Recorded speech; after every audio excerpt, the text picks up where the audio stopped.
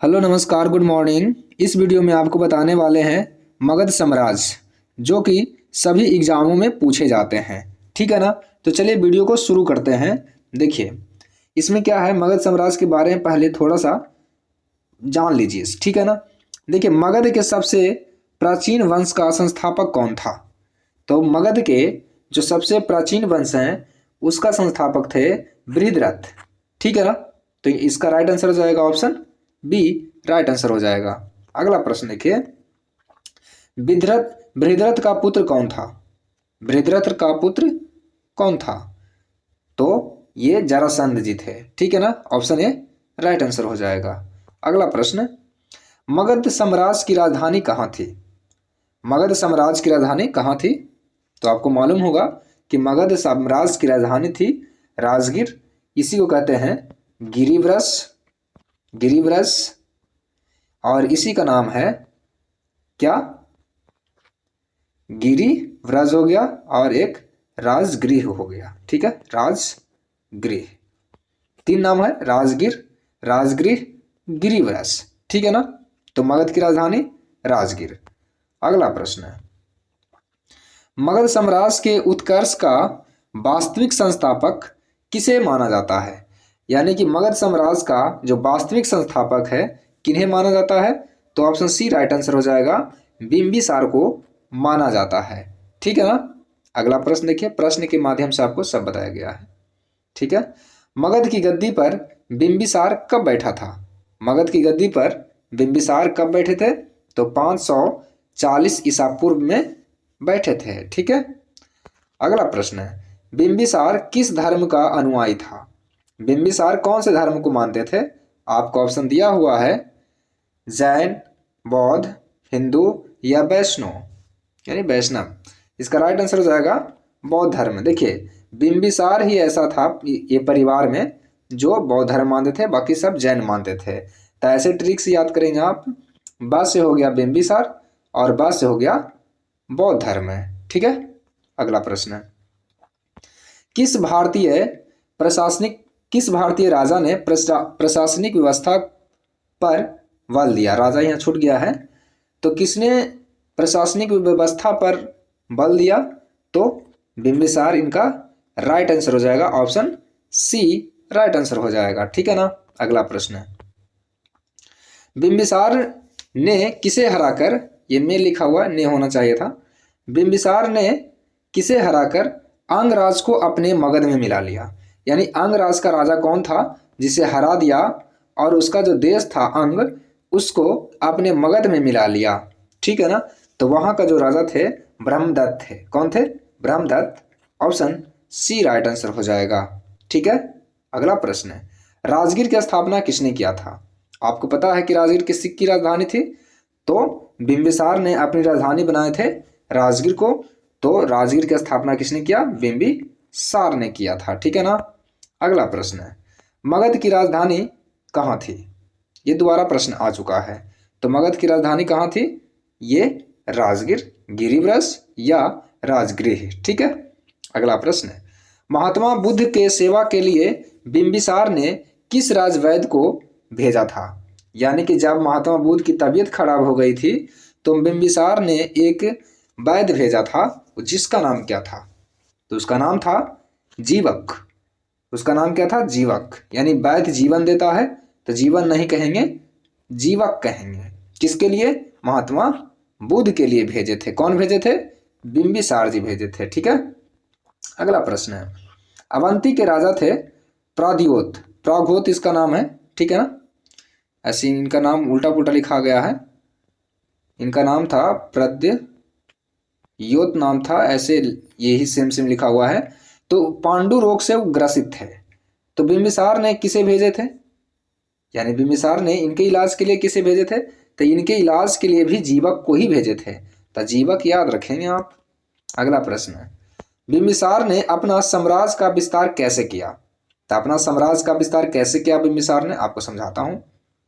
देखिए ऑप्शन है, युद्ध से, वैवाहिक संबंध बनाकर, या मांग कर, या चोरी करके। यानी कि अपना जो साम्राज्य है वो कैसे बनाए। तो ये वैवाहिक संबंध बनाकर, यानी शादी कर लेता था वो।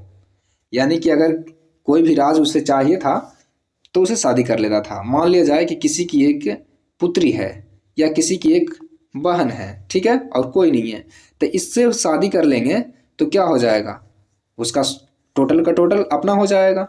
तो यही किए हैं बिंबिसार ने, क्या किए हैं, शादी कर लिए हैं। किससे किए हैं, तो यहाँ डिटेल दिए हैं आपको, देखिए आपके लिए कितना मेहनत किया गया। देखिए, कौशल नरेश प्रसेनजीत की बहन थी। कौन थी, बहन। कौन थी, महाकौशला। यानी कि पहला विवाह किए थे महाकौशला से। कौन थे ये, कौशल नरेश, कौशल देश के राजा प्रसेनजीत की बहन थी महाकौशला से विवाह किए। कौन, बिंबिसार। दूसरा में किससे किए, वैशाली की चेटक की पुत्री थी। वैशाली के चेटक की पुत्री थी कौन, चिलना, ठीक है ना, चिलना या चिल्हना इसको नाम है। तो आपको पहला याद रखना है, कौशल नरेश प्रसेनजीत की बहन महाकौशला से किए।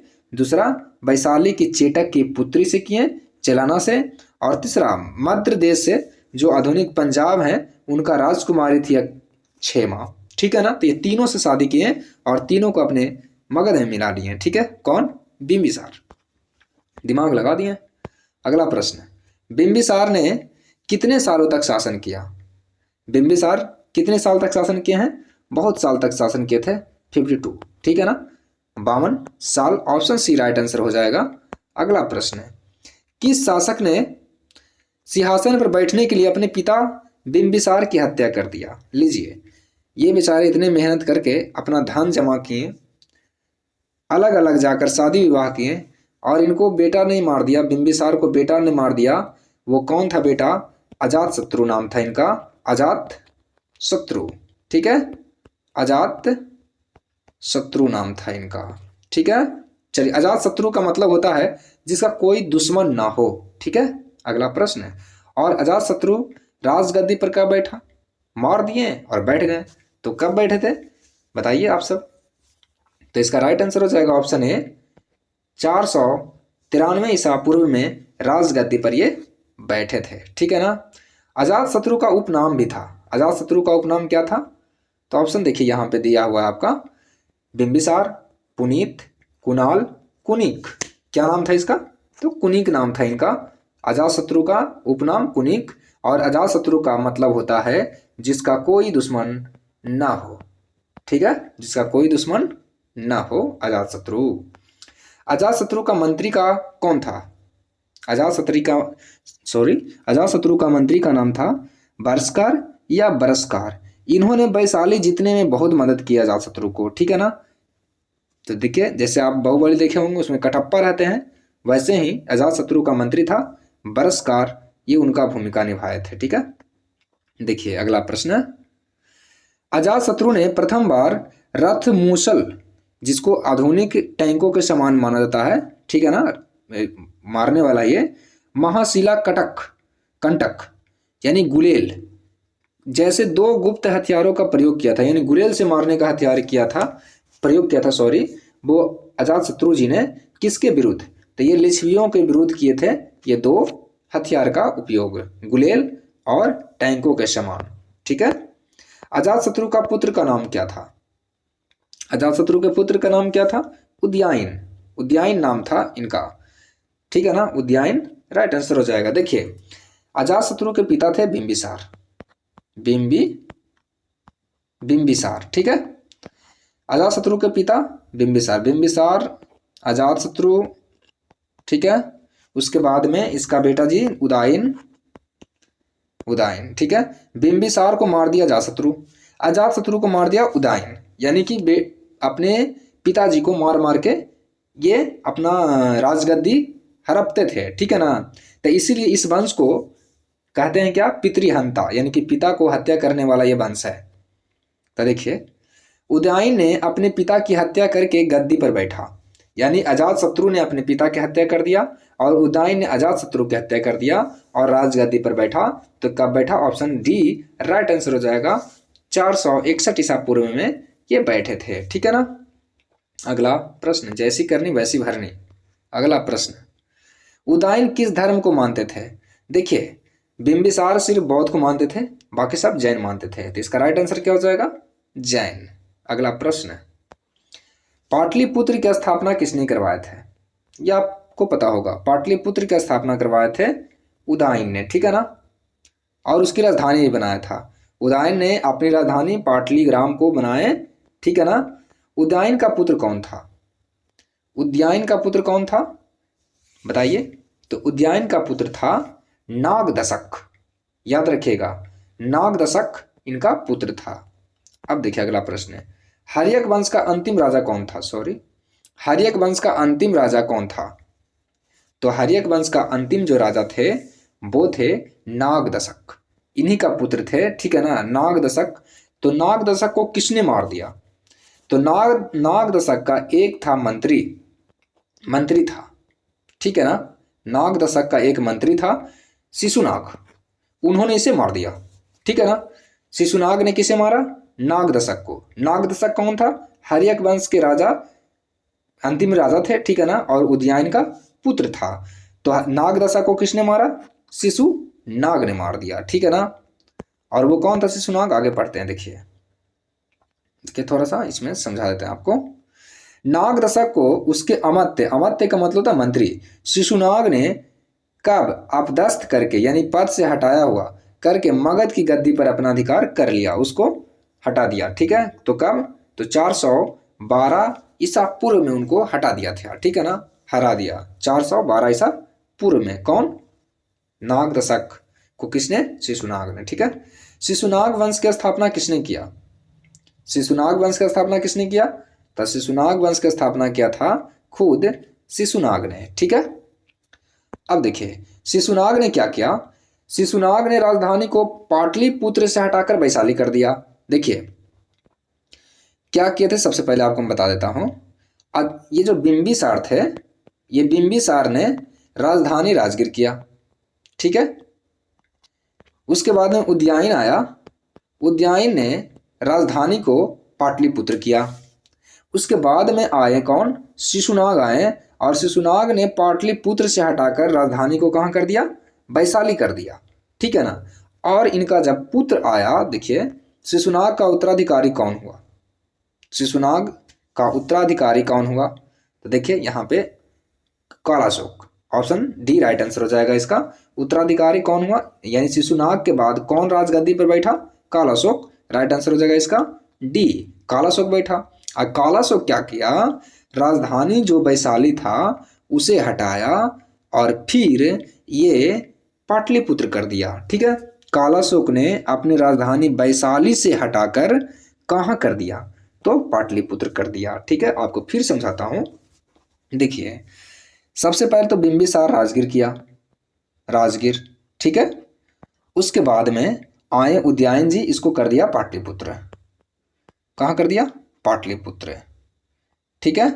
उसके बाद में कौन आया? नागदशक आया। नागदशक तो इनका पुत्र था। शिशुनाग आया। कौन आया? शिशुनाग। शिशुनाग ने क्या किया?